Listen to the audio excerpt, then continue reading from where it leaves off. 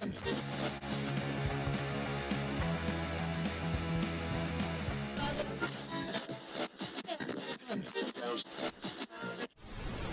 I'm Amy, thank you for tuning in. July was a super busy and exciting month for me. A couple of things happened that I wanted to tell you about. My finished copy of A Taste of Darkness came out. This is the UK YA horror anthology that I curated with Mia Cushionier. Look how beautiful it is. If you want to read the blurb, you can pause it. I'm just so pleased with what Scholastic have done with this. I love the foil. I'm so excited for people to read it. It comes out on the 14th of September and I basically squealed when this arrived, I'm not gonna lie. It also was announced that I'm going to be appearing at Yelk, which I'm super excited about. I'm going to be talking about my experiences going from blogger to author in the publishing area, and I'm also going to be chairing a panel called Crazy Stupid Love with some amazing authors, so I'm really excited about that. I also appeared at 3 events over July. It was a busy month for me. I went to Scholastic's Beyond the Book event, which was for influencers and live streamed, lots of people watching. It was at the Scholastic offices, which just felt really surreal to walk in there. The last time I went to Scholastic in their old offices was as a blogger, so it felt really amazing to walk in as an author of one of their books.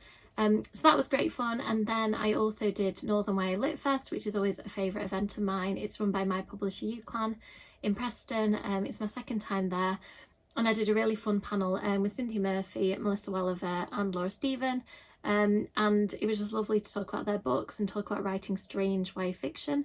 And I also went to the first Camp YA and did a panel with Rosie Talbot, David Fenn and Anne Say-Lin, and it was lovely to talk to them about world building in fantasy and paranormal books. And it was great to be at a brand new festival celebrating books, and I think they did a really great job, especially their first time out of the gate. So I really appreciate being invited to all those things and being able to take part in that. So now let's get to the books that I read. Surprisingly, I managed to read 8 books, even though I was super busy. A couple of them are really short, so I think I sort of got away with sneaking those in there. So let's start with the YA Book Club pick. I'd already read this one. I was really lucky I read an early ebook version. So it was nice to reread it when I knew some of what it was about, obviously, but I do tend to forget stuff when a few months has passed. And I just love this book. It is a gender-flipped Lost Boys retelling.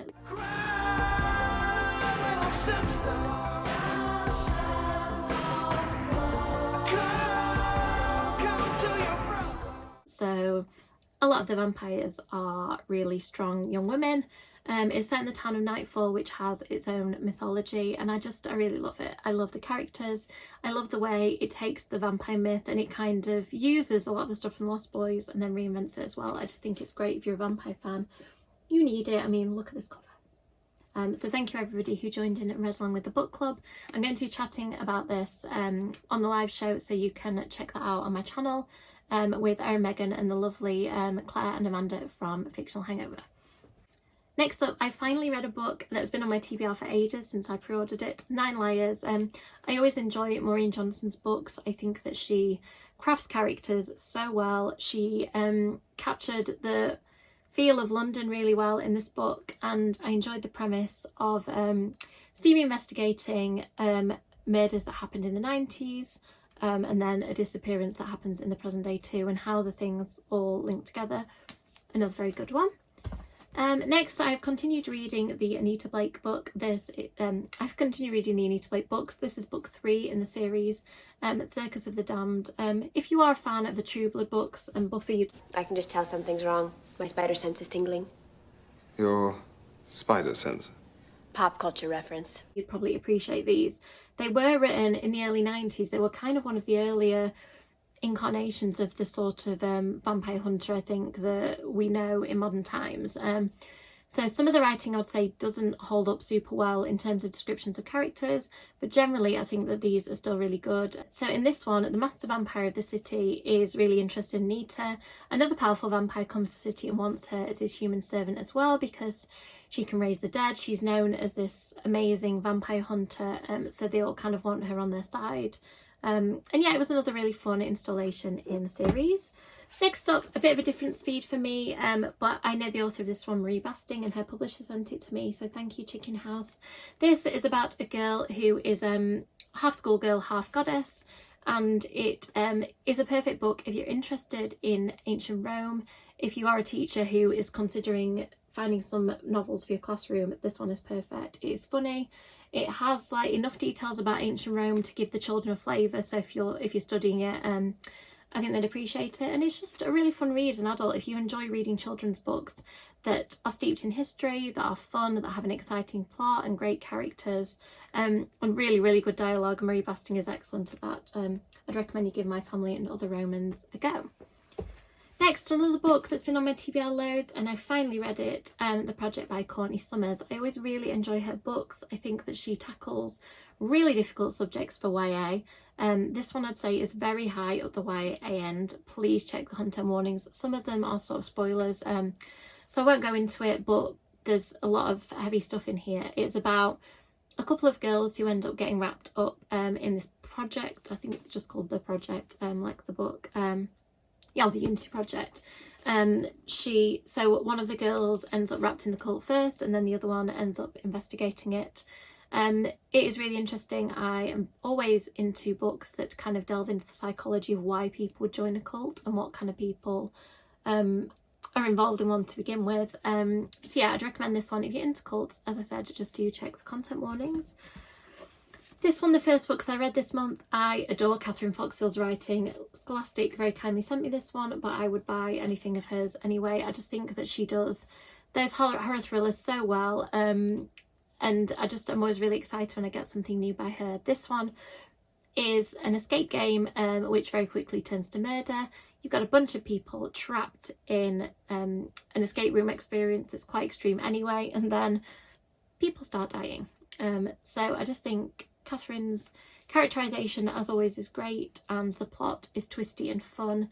I love how she comes up with a scenario and kind of plays with the conventions of it, keeps you guessing, and as always produces a really good time. So thank you for that, Scholastic. Another book that I was sent by the publisher, they reached out to me. I think it's called Wide Eye Editions. This is sort of a reissuing of a book that came out before, and I think it's had some new material added.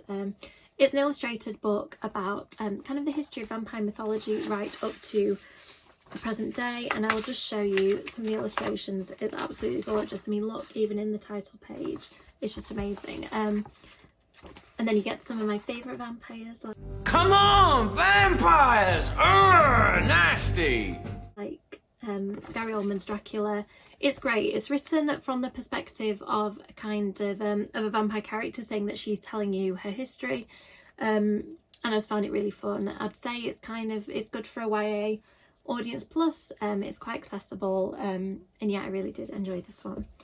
And finally, another quite short book. I really enjoyed Fangs by Sarah Anderson, so I thought I'd pick up Cryptid Club. I love this pink foiling on it. This is basically a series, if you've read Sarah Anderson's other stuff that she does about like being a reader, about anxiety, she does these like little comic strips that have a clever twist to them, or a little bit of humour. And there's lots of those strung together that are all about cryptids, which I've discovered are like creatures that cryptozoologists believe exist but haven't been proven yet. So I'll just give you a little example. So look at these gorgeous illustrations. The colour artist did a beautiful job as well, Sarah Anderson illustrating it. Sally Godfried did the colours. The flats were done by Kayla Nicole. And Sarah Anderson illustrated and wrote it, and it's really fun. If you're looking for a short, fun, really gorgeous read, and you're into cryptids, as it turns out I am, I didn't even realise that that's what they were called, then I definitely recommend you give this a go. So that is it. I had a month where I read not that many books, but loads of really good ones. So let me know in the comments if you have picked any of those up, or if you're tempted to pick them up. I'd love to chat with you. And as always, likes and subscribes are really appreciated, and I will see you in the next video. Bye!